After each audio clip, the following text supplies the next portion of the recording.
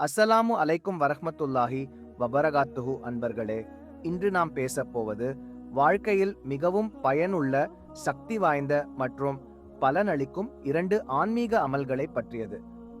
இன்ஷா அல்லாஹ், இவற்றை செய்பவர்களுக்கு பலன் நிச்சயம் கிடைக்கும்.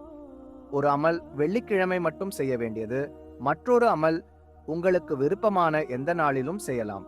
கவனமாக புரிந்து மனதாரச் செய்யுங்கள். இன்ஷா அல்லாஹ், உங்கள் விருப்பங்கள் நிறைவேறும். முதல் அமல், வெள்ளிக்கிழமையின் அமூல்யமான நேரம்.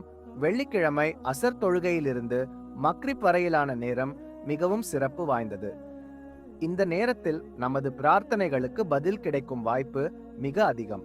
இந்த வாய்ப்பை யாரும் வீணாக்க கூடாது. என்ன செய்ய வேண்டும்? வெள்ளிக்கிழமை அசர் தொழுகை முடிந்தவுடன் யாருடனும் பேசாமல் தனியாக அமர்ந்து ஆயத்துல் குர்சி 17 முறை ஓதுங்கள். இந்த 17 முறை ஓதும்போது உங்கள் இதயத்தில் ஒரு விசேஷமான அனுபவம், ஒருவித அமைதியும் ஆன்மீக உணர்வும் ஏற்படும். இதுவரை நீங்கள் அனுபவிக்காத ஒரு உணர்வாக இது இருக்கும். இதற்கு பிறகு உங்கள் மனதில் தோன்றும் எந்த துவாவையும் செய்யுங்கள். மகான்கள் கூறுவது, இந்த துவா மிக விரைவாக பதில் கிடைக்கும் என்று.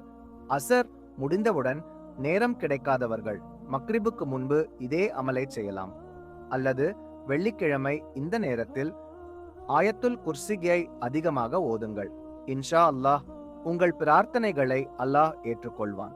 இரண்டாவது அமல், விருப்பமான நாளில் செய்யலாம். இனி எந்த நாளிலும் செய்யக்கூடிய ஒரு அமலை பற்றி சொல்கிறேன். மகான் இப்ராஹிம் அஃபந்தி ரஹ்மத்துல்லாஹி அலைஹி கூறியிருக்கிறார், நீங்கள் ஏதேனும் ஒரு காரியத்தை அடைய சிரமப்படுகிறீர்களா? அல்லது ஏதேனும் தொல்லைகள் அல்லது தடைகள் உங்களை அலைக்கழிக்கின்றனவா என்றால் இந்த அமலை செய்யுங்கள். என்ன செய்ய வேண்டும்? நீசானிடன்ஸ் முதலில் ஆயத்துல் குர்சியை ஒரு முறை ஓதுங்கள். பின்னர் ஆயத்துல் குர்சியின் கடைசி வசனத்தை லா யஊதுஹு ஹிஃப்துஹுமா வஹுவல் அலியு அல் ஆஸீம் 70 முறை சத்தேன் ஓதுங்கள்.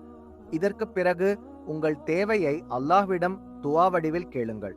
இந்த அமலை செய்தால் இன்ஷா அல்லாஹ் உங்கள் தேவை மிக விரைவாகவும் பாதுகாப்பாகவும் நிறைவேறும்.